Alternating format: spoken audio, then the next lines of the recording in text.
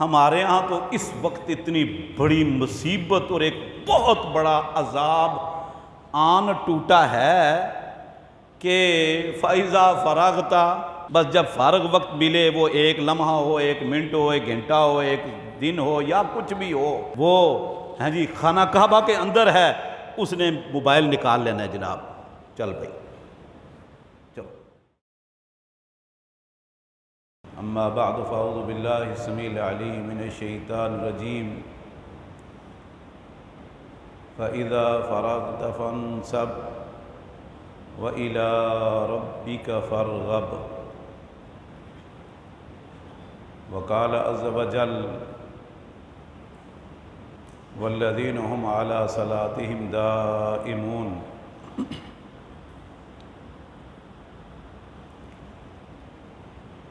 اللہ رب العزت نے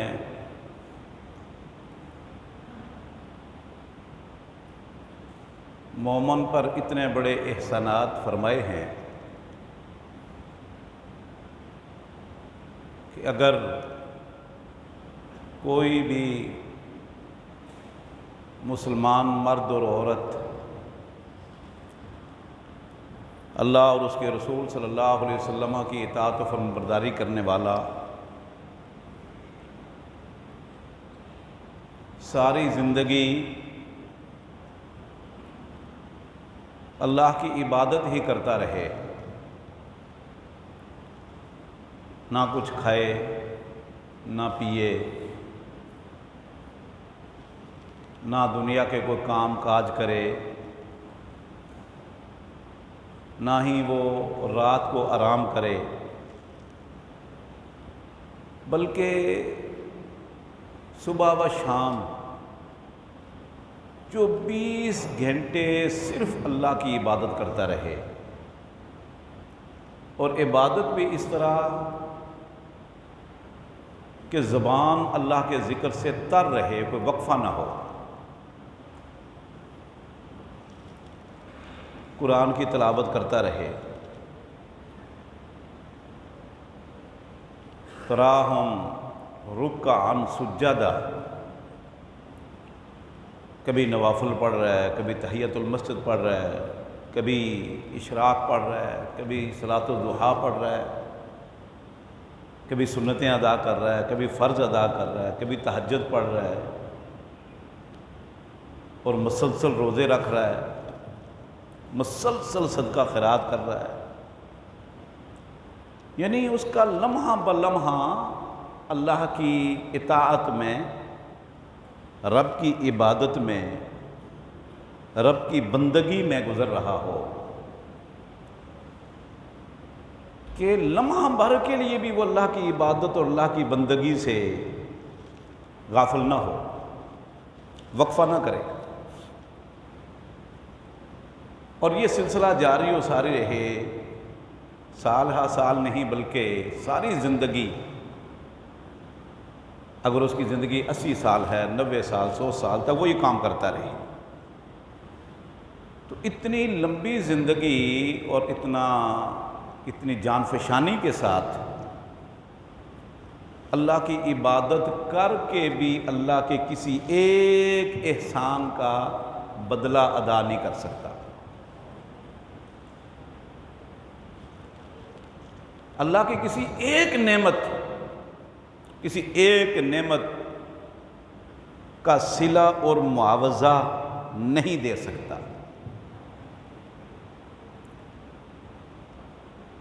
یہ جسم میں اللہ کی کتنی بڑی نعمتیں ہیں، آنکھ ہے، کان ہے، زبان ہے، دانت ہے، قلب و جگر ہے، صحت ہے، تندرستی ہے، والدین ہیں، اولاد ہے، وقت ہے، علم ہے، صلاحیتیں ہیں، توانائیاں ہیں، یہ جو 24 گھنٹے ہمارے ساتھ ہیں، اور پھر جو ہم کھاتے ہیں پیتے ہیں، فَبِأَيِّ آلَاءِ رَبِّكُمَا تُكَذِّبَانِ، ہم گن نہیں سکتے، وَإِن تَعُدُّوا نِعْمَةَ اللَّهِ لَا تُحْصُوهَا، اگر آپ اللہ کی نعمتوں کو شمار کرنا چاہو، وقت ختم ہو جائے گا، زندگی ختم ہو جائے گی، لا تحصوها، ہم اس نعمتوں کو شمار نہیں کر سکتے۔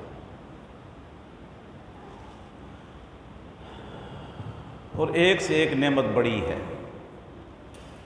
جامع ترمذی میں ایک واقعہ ہے، اللہ کے نبی صلی اللہ علیہ وسلم چلچلاتی دھوپ میں دوپہر کو کیلولا کے وقت باہر نکل آئے۔ دیکھا تو ابو بکر بھی باہر ٹہل رہے ہیں۔ فرمایا ابو بکر، اس کڑکتی دھوپ میں، شدید گرمی میں لوگ آرام کر رہے ہیں، آپ باہر کیسے نکل آئے؟ فرمایا اللہ کے رسول کیا بتاؤں، الجوع، اتنی بھوک لگی ہوئی ہے کہ بھوک نے ستایا، آرام میں خلل ڈال دیا اور میں باہر نکل آیا۔ آپ نے فرمایا قد اصابتنی بعض ذالک، میرے ساتھ بھی یہی مسئلہ ہے،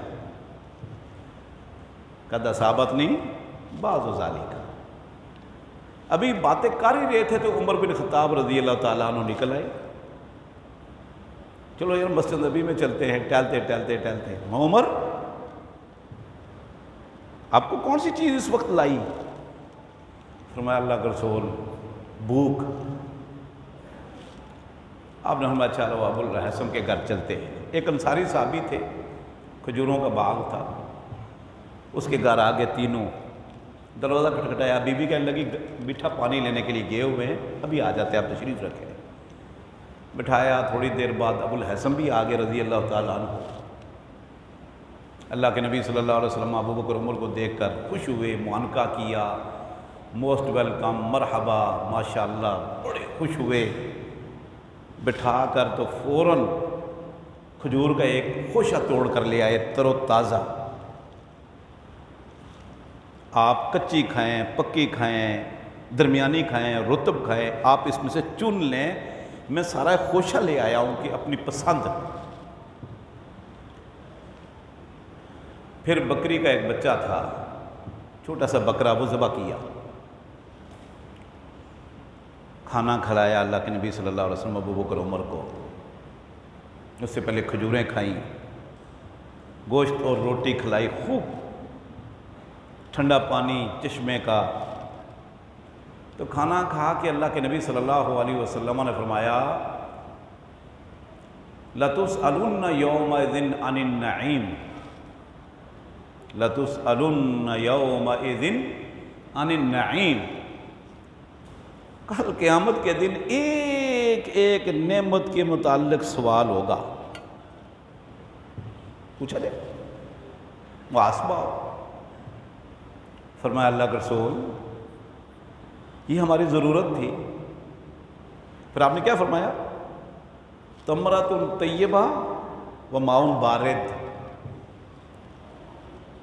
پاکیزہ طیب کھجوریں اور ٹھنڈا پانی اللہ کی بڑی نعمت ہے۔ فرمایا اللہ کے رسول یہ پانی بھی نعمت، اس کے متعلق بھی سوال ہوگا؟ فرمایا جی ہاں، یہ بھی اللہ کی بہت بڑی نعمت ہے، اور ان نعمتوں کی قدر اس وقت آتی ہے جب یہ چھن جاتی ہیں۔ کوئی ایک جسم کا پرزہ کام تھوڑا سا چھوڑ دے اور آپ ہاسپٹل میں جائیں اور ڈاکٹر آپ کو بولے کہ بھئی پہلے تو آپ کی فیس لگے گی یہاں 2-3 لاکھ روپیہ، پھر یہ جو چھوٹا سا پرزہ ہے نا، یہ سر آپ کا تبدیل ہوگا، اس پہ کوئی آپ کا 50-60 لاکھ روپیہ لگ جائے گا، اور گارنٹی پھر بھی ہم نہیں دے سکتے۔ آپ کہیں یار چھوٹا سا پرزہ ہے، گاڑی میں سے ایک نٹ گر جائے نا، خاص طور پر ریڈیٹر کا، تو ہمارے ساتھ ایک مرتبہ ہوا، بس میں سفر کر رہے تھے، اسی میں پانی لیک ہو گیا، ایڈ گرم ہو گیا، تو گاڑی اس نے کھڑی کر دی مین روڈ پر، سپر ہائی وے۔ لوگ گرم ہو گئے، کہنے لگے آپ نے ہمارا وقت ضائع کر رہے ہو۔ کہنے لگا میرا لاکھوں کروڑوں کے قریب نقصان ہو گیا اور آپ اپنے وقت کو رو رہے ہو۔ نیٹ گر گیا قابلہ۔ لَتُسْأَلُنَّ يَوْمَئِذٍ عَنِ النَّعِيمِ۔ میرے بھائیوں، مومن کی مثال نبی کریم صلی اللہ علیہ وسلم نے کس سے دی ہے؟ صحیح بخاری میں یہ واقعہ 2-3 جگہ پر امام بخاری نے نقل کیا ہے، کتاب العلم میں اور دیگر مقام پر۔ صحابہ کرام تشریف فرمائیں، اللہ کے نبی صلی اللہ علیہ وسلم نے پوچھا صحابہ کرام سے، اخبرونی بشجرۃ، مجھے ایک درخت بتاؤ کہ سدا بہار تر و تازہ رہتا ہے اور اس کی مثال مومن کی طرح اور مومن کی مثال اس درخت کی طرح ہے۔ صحابہ کرام فرماتے ہیں ہم نے بڑا ذہن دوڑایا، جنگلوں میں، وادیوں میں، باغات میں۔ عبداللہ بن عمر نے فرمایا میرے ذہن میں آ گیا تھا لیکن بڑے بڑے صحابہ کرام موجود تھے اس لیے میں نے نہیں بتایا۔ آخر اللہ کے نبی صلی اللہ علیہ وسلم نے فرمایا اللہ کے بندو یہ درخت کھجور کا ہے، یہ جو کھجور کا درخت ہے سدا بار تر و تازہ، تؤتی اکلہا کل حین باذن ربہا، اللہ فرماتے ہیں ہر لمحے اپنا پھل بھی دے رہا ہے، سایہ بھی دے رہا ہے، ہر فائدے مومن کو، مسلمان کو، ہر مخلوق کو پہنچا رہا ہے باذن ربہا، اپنے رب کے حکم سے، تر و تازہ، سردی ہو، گرمی ہو، خزاں ہو یا بہار ہو، بارش ہو یا دھوپ ہو، یہ اس پہ کوئی چیز اثر انداز نہیں ہوتی، خزاں رسیدہ نہیں، تر و تازہ سدا بہار کھڑا ہے، تؤتی اکلہا کل حین باذن ربہا۔ مومن کی مثال اس کی طرح، مومن رمضان ہو یا غیر رمضان ہو، خوشی ہو یا غمی، تنگی ہو یا آسانی، چھوٹا ہو یا بڑا ہو، مصروفیت ہو یا فراغت ہو، ہر وقت، ہر حالت میں، ہر موسم میں، ہر کیفیت میں رب کی عبادت کرنے والا، رب کی بندگی بجا لانے والا، رب کو خوش کرنے والا، رب کو راضی کرنے والا ہوتا ہے۔ اس کے ذہن میں ایک ہی رب کی رضا، رب کی خوشنودی اور اللہ کی نعمتوں کے بدلے میں حل جزاء الاحسان الا الاحسان، احسان کا بدلہ احسان ہے۔ احسن کما احسن اللہ الیک، احسن کما احسن اللہ الیکم، سبحان اللہ۔ اور اللہ کے نبی صلی اللہ علیہ وسلم کی حدیث ہے بخاری اور مسلم میں، احب الاعمال الی اللہ ادومھا وان قل، اللہ کو سب سے محبوب عمل وہ ہے جس پہ ہمیشگی کی جائے، مداومات، باقاعدگی ساتھ، تسلسل کے ساتھ وہ عمل کیا جائے، اگرچہ تھوڑا ہو، ہاں کبھی کبھار ناغا ہو جاتا ہے لیکن آپ اس کو پابندی سے کریں۔ اگر آپ تحیۃ المسجد پڑھتے ہیں، تحیۃ الوضو پڑھتے ہیں، اگر آپ نے عادت بنا لی ہے اشراق کی، چاشت کی، فرض زور سے پہلے 4 سنتوں کی، دیگر سنتوں کی، رات کو تہجد پڑھنے کی، تھوڑے پڑھیں لیکن پڑھیں ضرور۔ احب الاعمال الی اللہ ادومھا، ہمیشہ کی تسلسل اس کو برقرار رکھے، تسلسل ٹوٹے نہ دے۔ ہمارے یہاں مسئلہ کیا ہوتا ہے؟ مومن ہوتا ہے سیزن پہ، رمضان آیا مسجدیں آباد، مسجدیں آباد ہیں، تلاوت ہو رہی ہے، تراویحیں ہو رہی ہیں، بیٹھے ہوئے ذکر اذکار ہو رہا ہے، ماشاءاللہ۔ رمضان گیا، نمازی کے، مسجد ویران، این الذاکرون اللہ کثیرا والذاکرات، این الذین یحافظون علی الصلوات، کہاں گے وہ؟ سبحان اللہ۔ ایسے رمضان گیا تو نمازی بھی غائب۔ مسلمان ایسا نہیں ہوتا، مرد ہو یا عورت، ہمیشہ عمل کرنے والا رب کی رضا کے لیے۔ رب رمضان میں بھی موجود تھا، اب بھی ہے۔ ہم نے رمضان میں بھی رب کی رضا کے لیے عمل کیا، اب بھی رب کو راضی کرنے کے لیے کر رہے ہیں۔ صحیح بخاری میں ہے، اللہ کے نبی صلی اللہ علیہ وسلم جب جنت میں گئے، واپس آ کر بلال سے پوچھا، بلال ما ارجع عمل عملتہ فی الدنیا، مجھے ذرا اخبرنی، مجھے بتاؤ کہ کہ وہ تو کون سا تیرا خصوصی قسم کا عمل ہے کہ میں نے جب جنت میں چل رہا تھا سمیت و خشخشۃ کا امامی، میرے تیرے قدموں کی آہٹ میں نے جنت میں سنی۔ میں پوچھا یہ میرے آگے آگے قدموں کی آہٹ ہے کس کی ہے؟ تو جبریل علیہ السلام نے فرمایا یہ بلال دنیا میں چل رہے ہیں، آواز جنت میں آ رہی ہے۔ بخاری میں آئی ہے، مسند احمد میں بھی یہ واقعہ موجود ہے۔ پوچھا کرو کہ بلال کون سا وہ عمل ہے، بتا تو صحیح۔ آخر اتنے صحابہ کرام ہیں جنت کی خوشخبریاں پانے والے، بدری، احد، فلاں فلاں، ایک سے ایک بڑھ کر برگزیدہ ہستی، پاک باز، نیک وکار۔ فرمایا اللہ کے رسول اور تو مجھے کچھ یاد نہیں، البتہ ایک میں کام میں نے اپنے اوپر لازم کیا ہوا ہے کہ دن ہو یا رات جب بھی میں وضو کرتا ہوں تو وضو کے بعد 2 رکعتیں میں تحیۃ الوضو سمجھ لو، کچھ اس کا نام رکھ لو، میں وہ پڑھتا ہوں۔ بس میں نے اپنے اوپر لازم کیا کہ جب بھی وضو کرنا ہے نا میں نے 2 رکعتیں ضرور پڑھ لینی ہے۔ سبحان اللہ۔ اللہ کے نبی صلی اللہ علیہ وسلم نے فرمایا کہ دیکھو اب یہ عمل تو دیگر صحابہ کرام ہی کرتے ہوں گے، لیکن ناغہ وہ ناغہ ہو جاتا تھا، لیکن بلال نے ناغہ نہیں ہونے دیا، ناغہ نہیں ہونے دیا۔ سبحان اللہ۔ 7 قسم کے لوگوں کو جو اللہ رب العزت کل محشر کے میدان میں جب سورج قریب ہوگا، کوئی درخت نہیں، کوئی بلڈنگ نہیں، کوئی سایہ نہیں ہوگا،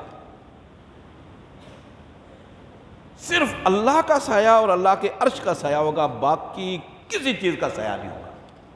چٹیل میدان ہے۔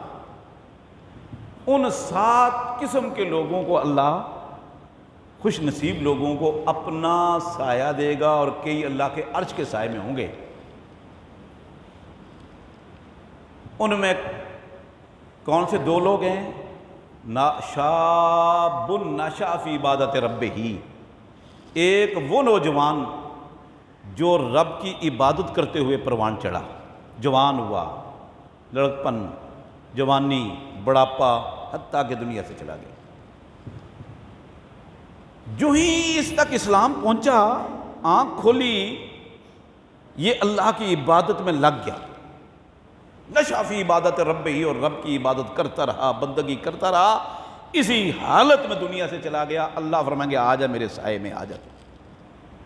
وَرَجُلٌ قَلْبُهُ مُعَلَّقٌ بِالْمَسْجِدِ، اور ایک وہ آدمی جس کا دل مسجد کے ساتھ لگا ہوا ہے، لٹکا ہوا ہے، معلق بالمسجد، اس کا دل اللہ کی مسجد کے ساتھ لگ گیا ہے، بس اس کو سکون ہی نہیں آتا، اس کو اطمینان ہی نہیں آتا، ہاں کہیں چلا جاتا ہے، دیکھتا ہے کہ بھئی کب میں اذان ہوگی تو میں مسجد جاؤں گا۔ سبحان اللہ۔ اس کو بھی اللہ رب العزت اپنے سائے میں اور اپنے عرش کے سائے میں جگہ دے۔ اور یہ جو تسلسل ہے نا، مسلسل عبادت کرتے چلا، روٹین بنا لینا، ایک اپنی عادت بنا لینا، اس کے بڑے فوائد ہیں، بڑے فوائد ہیں۔ ایک فائدہ تو اس کا بخاری اور مسلم میں اللہ کے نبی صلی اللہ علیہ وسلم کی حدیث کی صورت میں موجود ہے کہ اللہ کے نبی صلی اللہ علیہ وسلم نے فرمایا کہ جو کوئی مرد یا عورت یعمل عملا صحیحا مقیما، وہ جب تندرست تھا، صحت مند تھا اور مقیم تھا، مسافر نہیں تھا، ایسی کیفیت میں اس نے ایک عمل کو اپنے اوپر لازم کر لیا تھا یا عادت اور روٹین بنا لی تھی، وہ یہ عمل ہمیشہ کرتا تھا قیام کی حالت میں اور صحت و تندرستی کی حالت میں۔ اب فرمایا کہ وہ بیمار ہو گیا، اب بیمار ہو گیا تو کھڑے ہو کر نماز نہیں پڑھ سکتا، فرض بیٹھ کر پڑھے گا، لیٹ کر پڑھے گا، نفلی روزے نہیں رکھ سکتا، قرآن کی تلاوت نہیں کر سکتا، اللہ کے راستے میں جہاد نہیں کر سکتا، تعلیم و تعلم کا سلسلہ جاری نہیں کر سکتا، بیمار ہے، مریض ہے، بستر پہ پڑا ہوا ہے، یا مسافر ہے، سفر پہ چلا گیا۔ اب سفر میں تو نماز قصر ہے، باقی عبادات تو کہاں وقت ملتا ہے بندے کو۔ اب اس کی روٹین ٹوٹ گئی، اس کے اس عمل میں خلل آ گیا، کاروبار میں، تجارت میں، کسی اور سفر میں، کسی میں مصروف ہے بیچارہ۔ اللہ رب العزت فرشتوں کو حکم دیتے ہیں کہ جو یہ قیام کی حالت میں، صحت کی حالت میں جو یہ مسلسل عمل کرتا تھا نا، اس نے روٹین بنائی ہوئی تھی کہ ایک پارہ میں نے پڑھنا ہے، یا آدھا پارہ پڑھنا ہے، یا ایک رکوع پڑھنا ہے۔ اس نے روٹین بنائی ہوئی تھی اشراق کی، چاشت کی، سنتیں پہلے اور بعد، فرض سے پہلے اور بعد پڑھنے کی اس نے روٹین بنائی ہوئی تھی۔ یہ باقاعدگی کے ساتھ، دوام کے ساتھ، تسلسل کے ساتھ تہجد پڑھتا تھا، 2 رکعتیں، 4، 6، 8، 10 جتنی بھی ہے۔ یہ نفلی روزے بھی رکھتا تھا۔ اس نے روٹین بنائی ہوئی تھی کسی کی بیمار پرسی کرنے کی، صدقہ کرنے کی۔ اس نے روٹین تھی، اس کی عادت تھی کہ ہر روز کسی یتیم، فقیر، مسکین کو بلا کر اس کو کھانا کھلاتا تھا، اس کے سر پہ دست شفقت رکھتا تھا اور اس کی خیریت معلوم کرتا تھا۔ اب مسافر ہے، بیمار ہے، گھر میں پڑا ہوا ہے، اللہ فرماتے ہیں اس بندے کا وہ سارا عمل لکھتے چلے جاؤ۔ آج اس نے اتنے پارے پڑھے ہیں، نفلی روزہ بھی رکھا ہے، اس نے صدقہ بھی کیا ہے، اس نے بیمار پرسی بھی کی ہے، یہ جنازے میں بھی گیا ہے، یہ مسلمان کی زیارت کے لیے بھی گیا ہے، اس نے غریبوں، فقیروں اور مساکین کی دستگیری بھی کی ہے۔ اس کا لکھتے چلے جاؤ، اتنے نفلی روزے رکھے اس نے، اتنی مرتبہ اس نے اذکار کیا ہے، لکھو۔ یا اللہ یہ تو کاری کچھ نہیں رہا، لکھو۔ اللہ اکبر، بخاری مسلم کی حدیث ہے۔ روٹین کے مطابق پورا عمل اس کا لکھا جا رہا ہے، کیونکہ اس کی عادت تھی۔ سبحان اللہ۔ ابو داؤد کے اندر حدیث ہے جو کہ مسند احمد و امام مالک میں بھی ہے، صحیح سند کے ساتھ۔ عائشہ رضی اللہ تعالیٰ فرماتی ہیں کہ اللہ کے نبی صلی اللہ علیہ وسلم نے فرمایا کہ جب کوئی بندہ تہجد پڑھتا ہے نا، اس کی روٹین ہے تہجد پڑھنے کی، اور آج رات سویا اس نیت سے کہ میں نے رات تہجد پڑھنی ہے، اور آنکھ لگ گئی، غالب علیہ النوم، نیند غالب آ گئی، اچانک آنکھ کھلی، فجر کی اذان ہو رہی تھی، بڑا افسوس ہوا کہ یا اللہ میں تو رات کو اٹھ کر قیام اللیل کرتا تھا، تھوڑا یا زیادہ ہے، روٹین تھی، اور آج رات بھی میری نیت تھی، نیند غلبہ پا گئی۔ رسول اللہ صلی اللہ علیہ وسلم نے فرمایا کہ اس کا یہ عمل اس کے کھاتے میں لکھ دیا جاتا ہے، وَالنَّوْمُ عَلَيْهَا صَدَقَةٌ، عمل اس کا لکھ دیا فرشتوں نے کہ اس نے اس رات یہ عمل کیا ہے اٹھ کر۔ اب وضو کرنا، مسواک کرنا، ذکر اذکار کرنا، پھر اٹھ کر تہجد پڑھنا، یہ کتنے عمل ہے نا، ہر عمل کا ایک الگ بہت بڑا اجر و ثواب ہے، فرشتے لکھ دیا انہوں نے، اور نیند مزید اس کے لیے صدقے کے کھاتے میں لکھ دی گئی۔ وَالنَّوْمُ عَلَيْهَا صَدَقَةٌ، پوری رات سویا رہا، تہجد بھی اس کے کھاتے میں لکھ دیے گئے، وضو کا اجر بھی، دعاؤں کا بھی، اذکار کا بھی، قیام اللیل کا بھی، اور نیند پوری رات کی اس کے حصے میں بطور صدقہ لکھ دی گئی۔ لیکن یہ اس شخص کے لیے ہے جس نے روٹین بنائی ہوئی ہے، جس نے عادت بنائی ہوئی ہے۔ ہاں اگر عذری ہو جاتی ہے، جو مرض ہے، سفر ہے، کسی وجہ سے فرشتے لکھ دیتے۔ سبحان اللہ۔ تو میرے بھائیوں، احب الاعمال الی اللہ ادومہ، سب سے بہترین عمل جس پہ تسلسل ہو، روٹین کے مطابق، باقاعدگی سے، دوام کے ساتھ، تھوڑا عمل ہو، وَإِن کَلَّا، لیکن کچھ عمل کی روٹین بنا لو۔ اگر کسی نے تحیہ کیا نا، میں نے رمضان میں نمازیں میں نے باجماعت پڑھی ہیں، تو وہ اس تسلسل کو جاری رکھے۔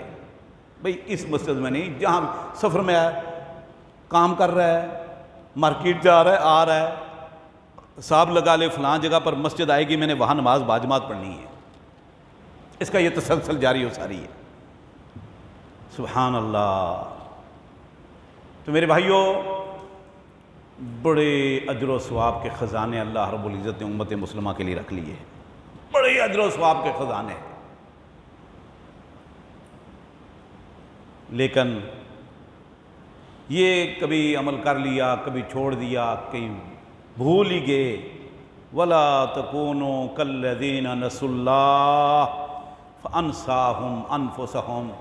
اے ایمان والو، کم از کم آپ تو ان لوگوں کی طرح نہ ہوں جنہوں نے اللہ کو بلا دیا، جو اللہ کو فراموش کر بیٹھے، اپنے خالق کو، اپنے مالک کو، اپنے رازق کو۔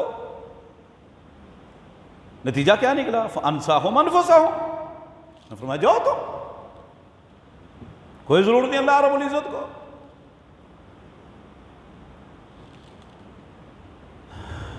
ہم کسی لمحے اپنے خالق اور مالک سے غافل اور بیگانہ نہیں ہو سکتے۔ اللہ کے نبی صلی اللہ علیہ وسلم کی حدیث ہے، اس کو حدیث کرب، حدیث الکرب کہتے ہیں۔ کرب کا معنی ٹینشن، تنگی، پریشانی ہو، یہ دعا پڑھو۔ دو دعائیں ہیں، ایک ہے جو صحیح مسلم میں، مسند احمد میں ہے، اللہم رحمتک ارجو فلا تکلنی الی نفسی طرفۃ عین واصلح لی شانی کلہ لا الہ الا انت۔ اے اللہ، تیری رحمتوں کی مجھے امید ہے، تیرے اوپر بھروسہ ہے، تیرے اوپر توکل ہے۔ فلا تکلنی الی نفسی طرفۃ عین، اے اللہ آنکھ جھپکنے جتنی دیر بھی مجھ کو اپنے سے دور نہ کرنا۔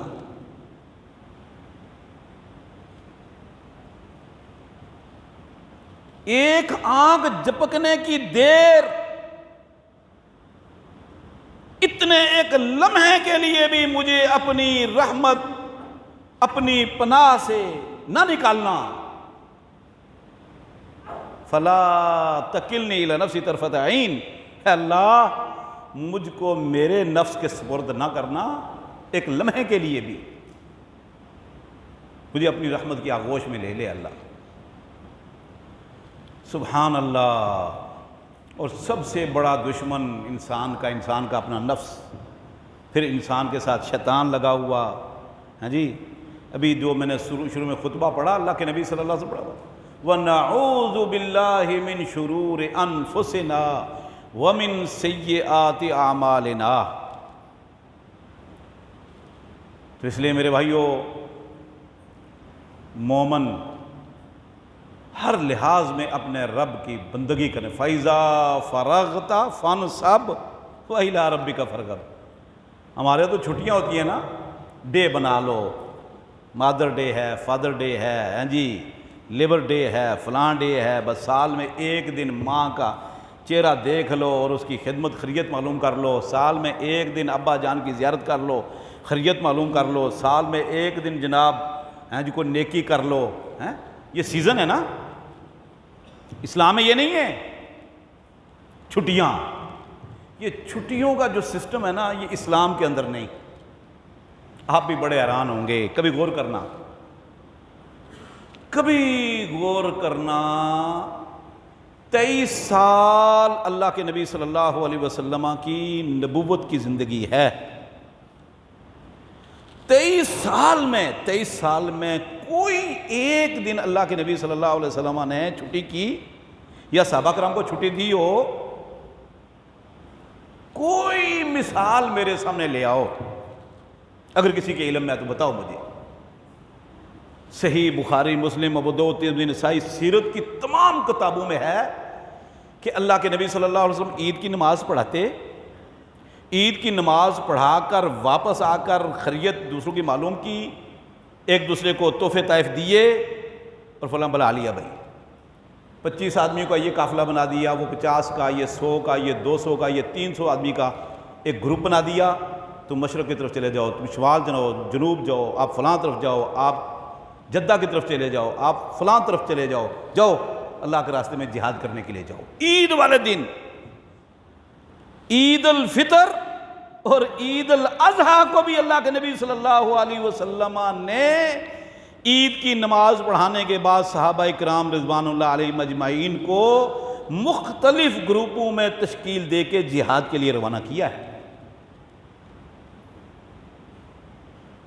فَإِذَا فَرَغْتَ فَانْصَبْ، فارغ وقت ملے کھڑے ہو جاؤ، فَانْصَبْ، کھڑے ہو جاؤ، وَإِلَىٰ رَبِّكَ فَارْغَب، رب کی طرف توجہ کرو۔ پھر جو ہی ایک لمحہ، ایک منٹ، ایک گھنٹہ ملتا ہے،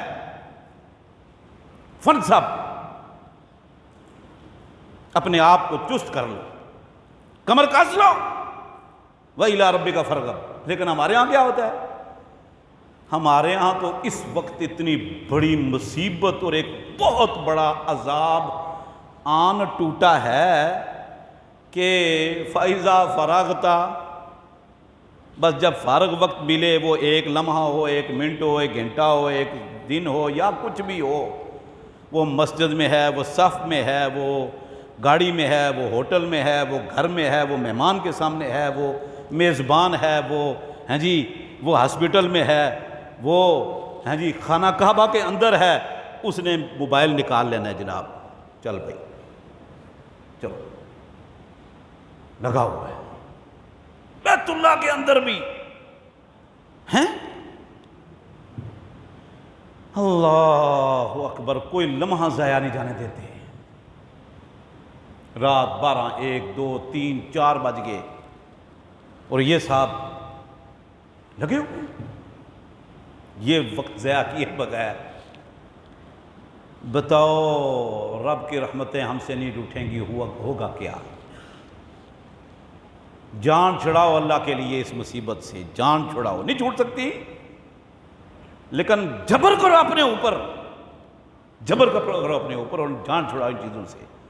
اللہ دین کو سمجھنے، اس پر عمل کرنے کی توفیق عطا فرمائے۔